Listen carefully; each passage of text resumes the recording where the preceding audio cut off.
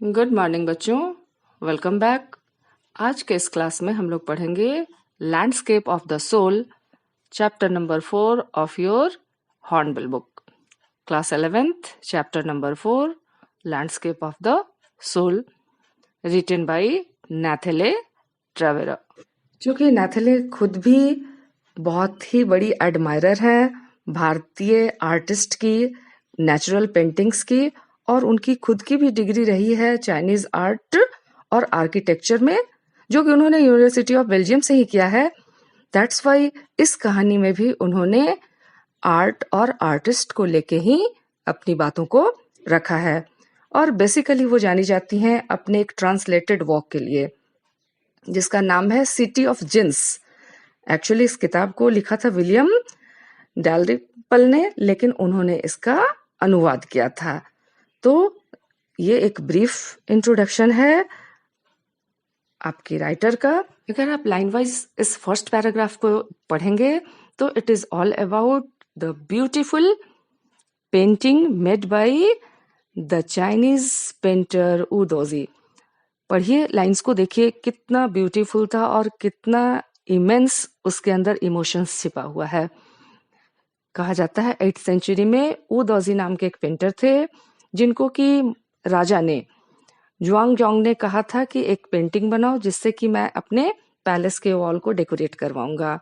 और उस पेंटर ने जानबूझ के उस वर्क को एक ऐसे स्क्रीन के पीछे छिपा दिया जिससे कि एम्पेरर ही उसको देख सके, बाकी कोई उसको देख ना पाए। For a single while the emperor admired the wonderful scene, discovering forests, high mountains, waterfalls, clouds floating in an immense sky, men on hilly paths, birds in flights. और थोड़ी देर के लिए तो एम्पेरर एडमायर करते रहे, प्रशंसा भरी निगाह से उस खूबसूरत से वो जो पेंटिंग में बना हुआ स्काई था, लोग जो चलते हुए दिख रहे थे उस पहाड़ी रास्ते पर, उड़ती हुई चिड़िया दिख रही थी, वाटरफॉल्स थे, ऊंचे पर्वत थे, इन सबको देखते रहे। तभी उस पेंटर ने कहा, look sir, in this cave at the foot of the mountain dwells a spirit. Sir देखिए ना, ये जो केव है, ये जो गुफा है, इसके मुहाने पर क्या है? एक स्पिरिट, एक आत्मा निवास करती है। The painter clapped his hands and the entrance to the cave opened. और आपकी आंखें खुली की खुली रह जाएंगी, आप कहेंगे कि ये अनबिलीवेबल है। पेंटर ने क्लैपिंग की, ताली बजाई, और उस केव का जो एंट्रेंस था वो अपने आप खुल गया। The inside is splendid beyond anything words can convey.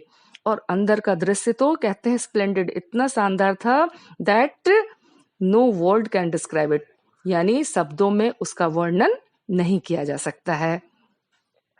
Please let me show your majesty the way the painter entered the cave. और फिर पेंटर बोलता है, सर चलिए, महाराज चलिए, मैं आपको अंदर दिखाता हूँ, अंदर की सैर करवाता हूँ। और वो पेंटर, आप पहले इस चीज को दिमाग में ठीक से रखिए, that was a painting only. और उसकी खूबसूरती को देखते देखते एक केव के मुहाने को खोला गया और उसमें पेंटर एंटर कर रहे हैं और कह रहे हैं, महाराज आप भी आइए। But the entrance closed behind him and before the astonished emperor could move or utter a word, the painting had vanished from the wall. लेकिन कहा जाता है कि इससे पहले कि महाराजा अंदर जा पाते, उस केव का जो एंट्रेंस था वो अपने आप क्लोज हो गया और फिर वो अंदर नहीं जा पाए और वो दोजी हमेशा के लिए अंदर ही रह गया। The painting had vanished from the wall. और अचानक से वो पेंटिंग भी उस दीवार से गायब हो गई। Not a trace of Udozi's brush was left and the artist was never seen again in this world. और सिर्फ वो पेंटिंग ही गायब नहीं हुई, हमेशा हमेशा के लिए उदोजी भी गायब हो गया, पूरी दुनिया में वो कहीं नजर नहीं आया। तो सुनने से आपको एक फेरी टेल की तरह अद्भुत लगेगा, अजीबो गरीब लगेगा, बट ये स्टोरी है। ये स्टोरीज आपको, इस तरह की स्टोरीज आगे भी एक दो वो बताती है कि कैसे जो आर्टिस्ट होते हैं वो अपनी कला को इतना जीवंत बना देते हैं, अपने जो भी पेंटिंग्स होते हैं उनको इतना वो ब्यूटीफुली और दिल से बनाते हैं कि लगता है सिर्फ वो पिक्चर नहीं बल्कि सच में एग्जिस्ट करती है। In the next few lines you will get an another story, but before that देखो क्या कहती हैं नैथले. Such stories played an important part in China's classical education. और ये सिर्फ आर्ट की बात नहीं है, चाइना के क्लासिकल एजुकेशन में इस तरह की कहानियों को भी लिया गया है, उनको पढ़ाया जाता है. The books of Confucius and Zhuangzi are full of them. Especially Confucius और Zhuangzi की जो लिखी हुई किताबें हैं वो इस तरह की स्टोरीज से भरी पड़ी हैं. They helped the master to guide his disciple in the right direction. और ये कहानियां गाइड करती हैं, एक तरह से पथ प्रदर्शक का काम करती हैं कि उसके जो अनुयायी हैं वो सही दिशा में बढ़ सकें, यानी जो वहाँ का प्रचलित कल्चर है, प्रचलित जो सोच है, उसी को आगे बढ़ाएं. Beyond the anecdote, they are deeply revealing of the spirit in which art was considered. अब इस तरह की कहानियों को तो रहने दो, वो एक साइड करो. इसके अलावा भी वो लोग सच में ये कहानियां क्या करती हैं, बहुत ही गहराई से आपके सामने रिप्रेजेंट करती हैं उस खास स्पिरिट को, उस महत्व को, कि आर्ट को वो लोग किस नजरिए से देखते थे या अभी भी उनका नजरिया आर्ट के प्रति कैसा है. ठीक इसके कॉन्ट्रास्ट में एक स्टोरी है, ये आप कह सकते हैं एक और दूसरी. Another famous one about a painter who would not draw the eye of a dragon he had painted. ये कहानी क्या कहती है, एक आर्टिस्ट अपने पेंट किए हुए ड्रैगन के ऊपर आंख को ड्रॉ नहीं कर रहा है. But why? For fear it would fly out of the painting. क्योंकि उसको डर लगता है कि जैसे ही वो इसकी आंखें बना देगा तो उसको दुनिया दिखने लगेगी, and it is looking so realistic, so natural, कि वो कहीं उड़ के भाग ना जाए. तो इस तरह के आर्ट पीसेस होते हैं और आर्टिस्ट की सोच इस तरह की होती है. और ये देखो क्या लिखा है, with an old story from my native Flanders that I find most representative of Western painting. और ये यहाँ पर राइटर कह रही हैं कि उन्हीं के नेटिव फ्लैंडर्स के द्वारा ये स्टोरी बताई गई है और उनको लगता है कि ये एक रिप्रेजेंटेशन है, ये एक परिचायक है वेस्टर्न पेंटिंग का.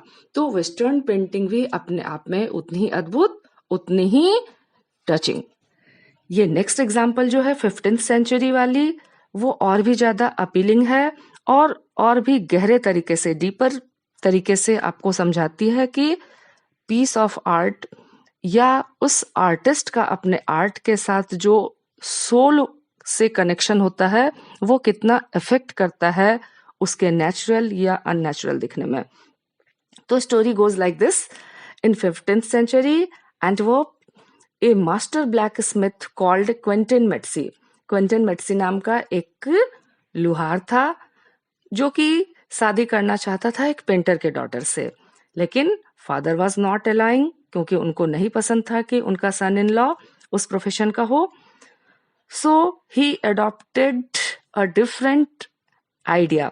एक दिन वो क्या किया, पेंटर के स्टूडियो में स्निक किया, यानी उनकी बिना जानकारी के वो उसमें घुस गया और एक छोटी सी मक्खी उसने उनके लेटेस्ट पैनल पर, वो जो पेंटिंग ड्रॉ कर रहे थे उस पर एक छोटी सी मक्खी उसने ड्रॉ कर दी. किसने? इस ब्लैक स्मिथ ने. With such delicate realism that the master tried to swat it away before he realized what had happened. और वो इतना हल्के से, इतने खूबसूरती से और इतना रियलिस्टिक बनाया गया था कि जो पेंटर थे वो भी थोड़ी देर के लिए कंफ्यूज हो गए और उसको भगाने के लिए पहले हाथ उठाया, जब तक कि वो समझ पाते कि एक्चुअली वो रियल फ्लाई नहीं, एक पेंटेड पीस है. तो इस तरह का कला, उसका प्रदर्शन, उसका आत्मिक लगाव, इन सब को ही जोड़ता है वो पूरा का पूरा जो चाइनीज और यूरोपियन कल्चर है, उसी के बारे में ये सारा कुछ बताया जा रहा है. Quentin was immediately admitted as an apprentice into his studio. और इस फ्लाई को बनाने का रिजल्ट क्या मिला, तुरंत उसको कॉल किया गया और उसको वो अपना अप्रेंटिस तुरंत उसी दिन अपॉइंट किए. He married his beloved and went on to become one of the most famous painters of his age. शादी की भी सहमति मिली, उनकी शादी हुई और इतना ही नहीं, जो कि कभी एक ब्लैक स्मिथ हुआ करता था, बाद में अपने जमाने का एक फेमस पेंटर के रूप में जाना गया। These two stories illustrate what each form of art is trying to achieve: a perfect Elysianistic likeness in Europe, the essence of inner life and spirit in Asia. जो कि अभी हम पहले ही पिछले लाइन में बता दिए। ये कहानियां क्या इलस्ट्रेट करती हैं? यही कि ईच फॉर्म ऑफ आर्ट क्या अचीव करना चाहती है, वो क्या प्राप्त करना चाहती है? परफेक्शन, एक इल्यूजन, भ्रम वाला जो एक एटमॉस्फेयर क्रिएट किया जाता है यूरोपियन पेंटिंग्स में, और उसी के द्वारा एसेंस ऑफ इनर लाइफ और स्पिरिट जो एशिया में प्रेवलेंट है, उसी को डिपिक्ट किया जाता है। बच्चों, आज के लिए इतना ही। अगले क्लास में इसको पूरा करेंगे और फिर क्वेश्चंस भी डिस्कस करेंगे। Thank you.